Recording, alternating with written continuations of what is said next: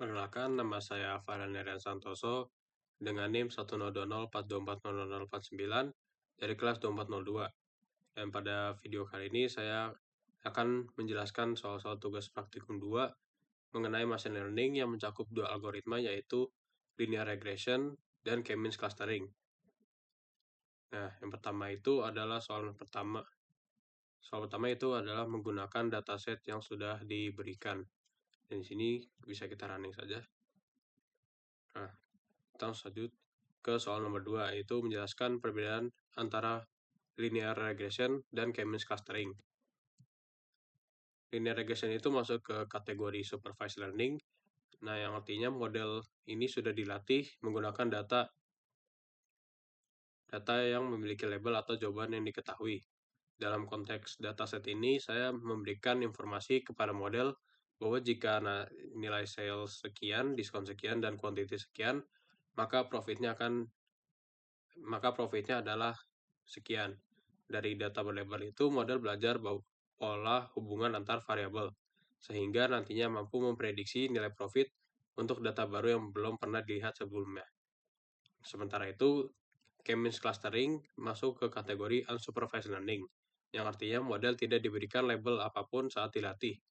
Model ini bekerja sendiri untuk menentukan pola dan pengelompokan alami dalam data berdasarkan kemiripan antar data point.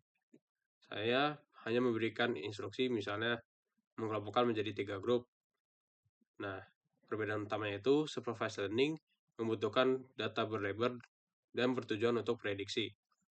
Dalam konteks ini itu seperti profitnya. Sementara unsupervised learning itu tidak membutuhkan label dan bertujuan untuk menemukan pola tersembunyi di dalam data. Kita lanjut ke soal nomor 3, yaitu menuliskan sintaks untuk membagi dataset menjadi data latih atau training dan data uji atau testing dengan proporsi 80 dibanding 20 menggunakan train test split, serta menjelaskan fungsi parameter random state. Di sini kita running saja dulu. Nah, X ini itu berisi variabel atau input seperti sales, discount, dan quantity. Sementara Y itu berisi variabel yang ingin diprediksi, yaitu profit. Lalu di sini terdapat parameter test size sama dengan 0,2, yang artinya 20% dari total data akan dialokasikan sebagai data uji atau testing, dan sisanya 80% akan menjadi data latih. Nah, lalu di sini juga ada parameter random state. Proses pembagian dataset ini kan bersifatnya acak. Nah, jika kita memberikan nilai tetap pada random state, misalnya di sini 42, maka proses pengacakannya akan terkunci. Artinya itu setiap kode tiap dijalankan itu atau di running ulang, hasilnya akan selalu menghasilkan pembagian yang sama persis. Itu penting untuk menjaga reprodusibilitas eksperimen, sehingga orang yang menjalankan kode yang sama akan mendapatkan hasil evaluasi yang identik. Nah, di sini bisa dilihat outputnya itu menunjukkan bahwa data latih sudah dibagi dengan jumlah 399 baris dan data uji sebanyak 100 baris sesuai dengan proporsi 80 dibanding 20. Lalu kita lanjut ke soal nomor 4, itu untuk menuliskan sintaks melatih model menggunakan data latih atau fit, dan sintaks melakukan prediksi pada data uji atau predik. Di sini kita running saja dulu. Nah, linear regression ini itu digunakan untuk menginisiasi objek model yang masih kosong atau belum belajar apapun. Lalu, fungsi dari fit, X-train, Y-train itu adalah proses pelatihan. Nah, ini itu pas modelnya lagi mempelajari pola dari data latih. Secara matematis, model menghitung nilai koefisien dan intercept yang paling optimal untuk meminimalkan error antar prediksi dan nilai aktual. Setelah itu ada .predict x-test. Itu adalah proses prediksi, di mana model yang sudah selesai belajar diberikan data uji, yaitu berupa x-test untuk menghasilkan prediksi nilai profit, dan hasilnya akan disimpan di variabel y_pred. Nah, dari output ini terlihat bahwa prediksi model sudah cukup mendekati nilai aktualnya, meskipun belum sempurna.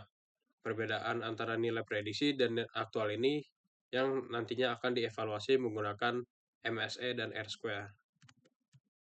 Lalu kita lanjut ke nomor 5. Di nomor 5 ini itu menjelaskan apa itu koefisien dan intercept, serta menuliskan sintaks untuk menentukan kedua nilai tersebut. Di sini bisa kita running saja dulu. Nah, koefisien itu adalah angka yang menunjukkan seberapa besar dan ke arah mana pengaruh setiap fitur terhadap perubahan nilai profit. Nah, ini kita analisis hasilnya satu persatu. Itu ada koefisien sales yang bernilai positif. Artinya, setiap kenaikan 1 unit, nilai penjualan akan meningkatkan profit. Lalu ada koefisien diskon yang bernilai negatif. Artinya, semakin besar diskon yang diberikan, semakin kecil profit yang diperoleh. Lalu ada koefisien quantity yang nilainya relatif kecil, itu untuk menunjukkan bahwa jumlah kuantitas saja tidak terlalu signifikan mempengaruhi profit jika tidak diimbangi dengan harga jual yang memadai. Lalu, itu saya akan menjelaskan mengenai intercept yang merupakan baseline profit ketika semua fitur bernilai 0. Ini itu adalah konstanta dalam persamaan regresi yang merepresentasikan titik potong garis regresi dengan sumbu Y. Lalu kita lanjut ke nomor 6. Itu menjelaskan apa itu mean square error atau MSE dan R-square dalam model regresi, serta sintaks untuk menghitung kedua matriks tersebut. Sini kita running dulu. Nah, MSE itu dihitung dengan cara mengkuadratkan selisih setiap nilai aktual dan nilai prediksi lalu dirata-rata. Alasan dikuadratkannya itu adalah agar error positif dan negatif tidak saling menghilangkan, dan agar error yang besar mendapat penalti yang lebih besar, sehingga semakin kecil nilai MSE semakin akurat prediksi model. Dan di sini kita mendapat nilai berikut. Lalu untuk yang R-square itu digunakan untuk mengukur proporsi variasi data yang berhasil dijelaskan oleh model. Nilainya itu di antara 0 hingga 1. Misalnya R-square itu mendapatkan nilai 0,65, artinya model mampu menjelaskan 65% variasi profit.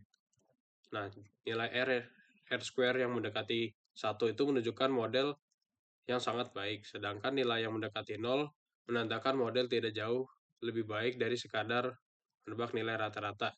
Namun jika hasilnya negatif seperti output yang di sini, itu artinya model tersebut sangat buruk dan tidak layak digunakan. Kita lanjut ke nomor 7, itu adalah menjelaskan apa yang dimaksud dengan elbow method dan dalam algoritma K-means clustering, serta cara menentukan jumlah cluster yang optimal dari grafik elbow tersebut. Sini kita running saja dulu.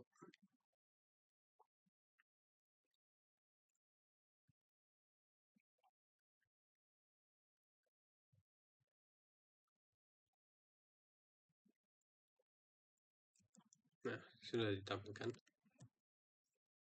Nah, elbow method ini itu teknik untuk menentukan jumlah cluster K yang paling optimal. Cara kerjanya itu model K-means dijalankan berulang kali untuk berbagai nilai K dari 1 sampai 0, dari 1 sampai 10. Setiap iterasi dihitung nilai inersia, yaitu total kuadrat jarak setiap data point ke sentroid clusternya. Nah, semakin banyak cluster, inersia pasti akan terus turun. Nah, itu karena titik semakin dekat ke sentroidnya. Namun, ada satu titik di mana penurunan inersia tiba-tiba melambat secara drastis. Titik inilah yang membentuk bentuk siku atau elbow pada grafik. Nah, titik siku tersebut adalah K optimal, karena menambah klaster lebih dari itu hanya memberikan penurunan inersia yang sangat kecil, tidak sebanding dengan kompleksitas yang bertambah. Nah, ini kita lanjut aja ke nomor 8. Itu untuk menuliskan sintaks menginisiasi model K-means dengan jumlah klaster yang diinginkan, lalu menuliskan sintaks untuk melatih model tersebut. Sini kita running saja. Nah, ini n underscore cluster sama dengan 3 itu untuk menentukan jumlah cluster yang diinginkan berdasarkan hasil elbow method sebelumnya. Lalu ada init sama dengan k-means itu adalah metode inisialisasi centroid yang lebih cerdas dibandingkan pemilihan secara acak yang biasa. Metode ini itu untuk memastikan centroid awal tersebar dengan baik sehingga algoritma lebih stabil dan cepat konvergen. Lalu ada n underscore init sama dengan 10 yang berarti algoritma dijalankan sebanyak 10 kali dengan titik awal yang berbeda-beda. Lalu diambil hasil terbaik dari 10 percobaan tersebut untuk menghindari hasil yang terjebak di lokal optimum. Lalu ada fit yang dijalankan setiap data point mendapatkan label cluster masing-masing yang tersimpan di k-means label underscore. Nah, dari output terlihat distribusi data di tiap cluster-clusternya. Lalu kita lanjut ke nomor 9. Itu untuk menuliskan sintaks menghitung siluet skor pada k-means clustering dan menjelaskan interpretasi skor yang mendekati nilai +1, 0, dan juga yang negatif. Dan di sini kita mendapatkan 0,78656. Nah, siluet skor ini itu digunakan untuk mengukur kualitas hasil clustering dengan memperhitungkan dua hal sekaligus, yaitu seberapa mirip sebuah data point dengan anggota clusternya sendiri dibandingkan dengan cluster terdekat lainnya. Nilainya itu di antara -1 hingga +1. Jika mendekati +1, artinya clustering hasilnya itu sangat baik. Setiap data point benar-benar mirip dengan anggota seklusternya dan sangat berbeda dengan cluster lain. Itu adalah kondisi idealnya. Namun jika mendekati 0, artinya data point berada di perbatasan antara dua cluster pengelompokannya. Nilai K yang dipilih itu artinya kurang tepat. Lalu jika hasilnya negatif, ini adalah indikasi bahwa data tersebut salah masuk cluster dan lebih cocok berada di cluster lain, sehingga harus diperbaiki dengan cara mengubah jumlah K-nya. Selanjutnya kita lanjut ke nomor 10, yaitu adalah validasi hasil clustering dengan menggunakan teknik Adjusted Run Index atau ARI. Ya, lalu juga menjelaskan apa itu ARI, serta contoh kondisi yang digunakan. Di sini kita running saja dulu. Nah, ARI atau Adjusted Run Index itu adalah matriks evaluasi clustering yang mengukur seberapa mirip hasil clustering yang dihasilkan model dengan label ground truth yang sebenarnya. Yang membedakan ARI dengan metrik yang lain adalah koreksi terhadap kebetulan. Jika hasilnya bagus, itu benar-benar karena modelnya bagus, bukan karena faktor keberuntungan semata.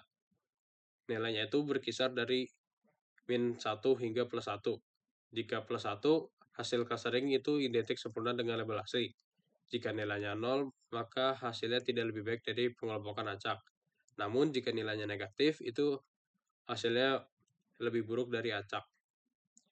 Nah, kondisi penggunaan ARI ini hanya bisa digunakan ketika label ground truth. Nah, dalam dataset ini kolom kategori yang isinya furniture, office supplies, dan teknologi jadi label acuannya. Lalu di sini kita lanjut ke nomor 11. Itu adalah menjelaskan apa itu kondisi overfitting dan underfitting dalam model machine learning. Nah, underfitting itu terjadi ketika model terlalu sederhana. Nah, jadinya tidak mampu menangkap pola yang ada di dalam data. Nah, ini itu modelnya gagal belajar bahkan dari data yang sudah dilatih. Penyebabnya itu seperti performa di data latih yang buruk dan juga performa di data uji yang juga buruk. Nah, fiturnya ini juga yang digunakan terlalu sedikit dan model yang dipilih terlalu sederhana untuk kompleksitas datanya. Lalu yang overfitting ini adalah kondisi sebaliknya dari underfitting, yaitu model terlalu kompleks sehingga menghafal seluruh data latih, termasuk noise dan keunikan yang tidak relevan. Akibatnya itu model tidak mampu menggeneralisasi ke data baru. Nah, gejala yang disebabkan itu ada performa data di data latih sangat bagus, MSE yang sangat kecil, dan R-square yang mendekati 1. Tetapi begitu diuji pada data uji, performa turun drastis. Perbedaan utamanya itu ada pada gap antara performa training dan testing. Di underfitting itu keduanya terlihat buruk. Dan di overfitting, training sangat baik, testing sangat buruk. Model yang ideal itu adalah yang memiliki performa baik di keduanya. Demikian penjelasan untuk seluruh soal tugas praktikum 2 mengenai machine learning. Terima kasih telah menonton.